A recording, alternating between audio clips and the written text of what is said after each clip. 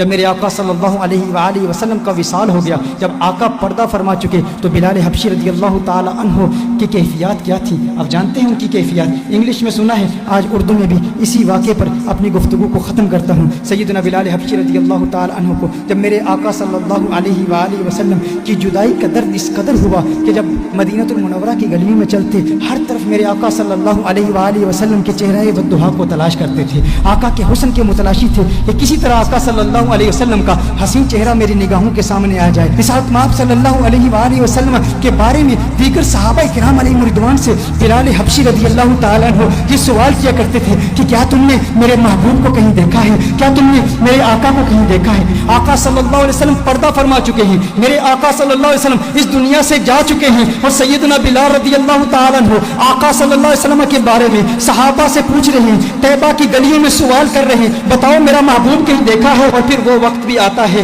جب بلال حبشی رضی اللہ تعالیٰ عنہ مدینہ المنورہ کو چھوڑ کر ملک شام کے شہر حلب میں تشریف لے جاتے ہیں، کیونکہ طیبہ میں آقا کی یاد آتی ہے، طیبہ کی گلیاں آقا کی یاد دلاتی ہیں بلال حبشی رضی اللہ تعالیٰ عنہ کو۔ بلال حبشی ملک شام کے شہر حلب میں چلے جاتے ہیں، 1 سال حلب میں گزارتے ہیں، اور پھر ایک وقت ایسا آتا ہے قسمت انگڑائی لیتی ہے، مدینے والے کا دیدار کرتے ہیں، آقا خواب میں تشریف لاتے ہیں، خواب میں آ کے آقا بلال حبشی سے فرماتے ہیں، ہے میرے بلال میرے شہر کو کیوں چھوڑ دیا؟ ہے میرے بلال میری یاد نہیں آتی، مجھ سے ملنے کا جی نہیں کرتا، کیا تم مجھ سے ملنا نہیں چاہتا؟ بلال حبشی رضی اللہ تعالیٰ عنہ رات کے وقت آنکھ کھلتی ہے، بے چین ہو جاتے ہیں، فوراً بلال حبشی اٹھتے ہیں، اونٹی پر سوار ہو کے مدینہ المنورہ پہنچ جاتے ہیں، مدینہ المنورہ کے در و دیوار کو دیکھتے ہیں، آقا کو تلاش کر رہی ہے بلال حبشی کی آنکھیں کہ آقا کہاں ہیں۔ خواب میں آ کے آقا نے بلایا تھا، پھر حجروں میں چلے جاتے ہیں، آقا کو تلاش کرتے ہیں، آقا نظر نہیں آ رہے، پھر بلال حبشی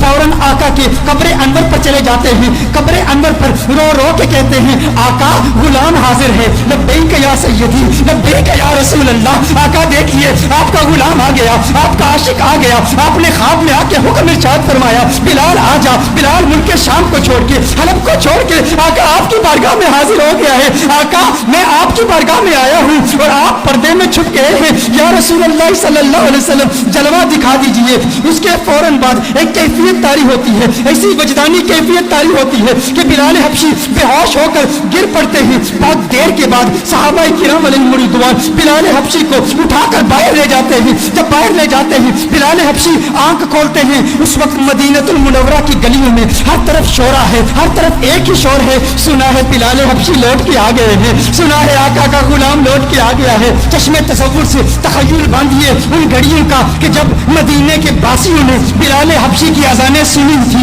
آقا کی موجودگی میں سنی تھی، ہر طرف ایک ہی چرچا ہے، بلال حبشی آ گئے ہیں۔ اب لوگ چاہتے ہیں بلال حبشی کی زیارت کریں کہ آقا کے جانے کے بعد، آقا کے پردہ فرمانے کے بعد، آقا کی جدائی کے بعد بلال حبشی کو کسی نے دیکھا نہیں تھا، 1 سال کے بعد بلال حبشی واپس آئے۔ اب ہر شخص آتا ہے مسجد نبوی شریف میں، بلال حبشی کا دیدار کرتا ہے، اور پھر صحابہ عرض کرتے ہیں، ہے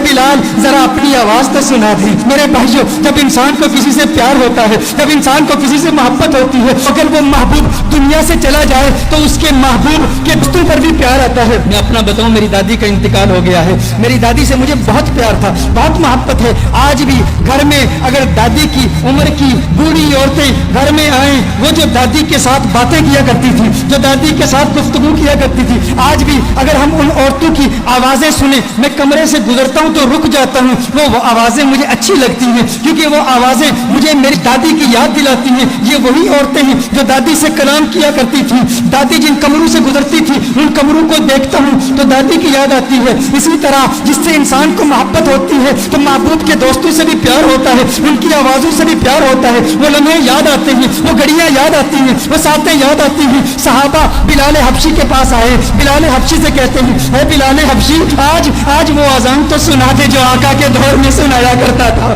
اے بلال آج وہ اذان سنا دے۔ بلال حبشی کہتے ہیں، اے صحابہ میرے بس کی بات نہیں ہے، مجھ کو معاف کر دو، کیونکہ جب وہ اذان سناتا تھا تب اشہد ان محمد رسول اللہ صلی صلی اللہ علیہ وسلم پڑھتا تھا، چہرہ بددعا میری نگاہوں کے سامنے ہوتا تھا۔ آج اگر اذان پڑھوں گا آقا کا چہرہ کیسے دیکھوں گا؟ آقا کا چہرہ نظر نہ آیا، میرے لیے ناقابل برداشت ہے، میں برداشت نہیں کر پاؤں گا۔ صحابہ نے کہا ایک ہی ترکیب ہے، ایک ہی طریقہ ہے، آج بلال کسی کی نہیں سنے گا، لیکن دو شہزادے ایسے بھی ہیں جن سے آقا کو پیار ہے۔ آقا نے فرمایا جس نے ان سے پیار کیا اس نے مجھ سے محبت کی، جو ان کا دشمن وہ میرا دشمن۔ وہ کون ہے؟ وہ نواسے ہیں محمد عربی کے، وہ آقا کے نواسے ہیں۔ کہا اے بلال حبشی آج ہماری نہیں سنتے، ان شہزادوں کی تو سن لو۔ صحابہ حسنین کریمین کے گھر جاتے ہیں، حسنین کریمین کو بلا کے لاتے ہیں، امام حسین ہیں، بلال حبشی ہیں، امام حسین بلال حبشی کا ہاتھ پکڑتے ہیں، اے بلال دیکھ آقا کا نواسا آیا ہے، اے بلال ایک مرتبہ وہ اذان سنا دے، مجھے میرے نانا کی یاد ستا رہی ہے۔ بلال حبشی امام حسین کو اٹھا کے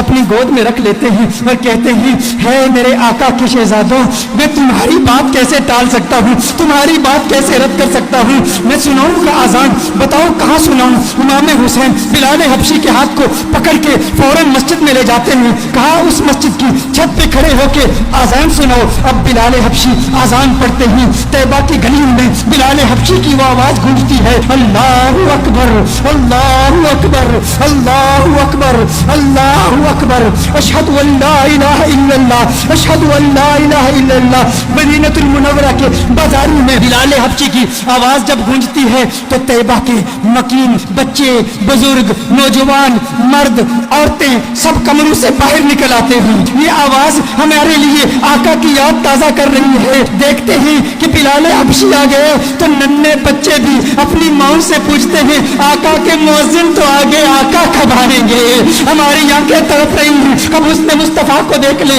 کب چہرہ بددعا کو دیکھ لیں، کب آقا کے گنگریالے بالوں کو دیکھ لیں۔ ارے آقا کی سنگت میں چلنے والا غلام تو آ گیا، آقا کب آئیں گے؟ ادھر بلال حبشی اذان پڑھ رہے ہیں، اشہد ان لا الہ الا اللہ کے بعد جب بلال حبشی اشہد ان محمد رسول اللہ پڑھتے ہیں، دیکھتے ہیں چہرہ بددعا نظر نہیں آیا، بلال بے ہوش ہو کے گر پڑتے ہیں۔ اس کے بعد جب بلال کی آنکھ کھلتی ہے اس کے بعد بلال کے لیے مدینہ المنورہ میں رہنا ناممکن ہو گیا، بلال واپس حلب چلے جاتے ہیں۔ یہ انداز ہے میرے آقا کے عاشقوں کے، ہم ہمیشہ کہا کرتے ہیں کیا وجہ ہے کہ یہ انداز ہماری نوجوان نسل کے دلوں میں ابھی تک منتقل نہیں ہوا۔ ہمارا بچہ کرکٹرز کے نام جانتا ہے، ہمارا بچہ فٹ بالرز کے نام جانتا ہے، ہمارا بچہ باکسرز کے نام جانتا ہے، ہمارا بچہ ریسلرز کے نام جانتا ہے، ہمارا بچہ دنیا کی سیلیبریٹیز کے نام جانتا ہے، ہمارا بچہ کارٹون کے کیریکٹرز کے نام جانتا ہے،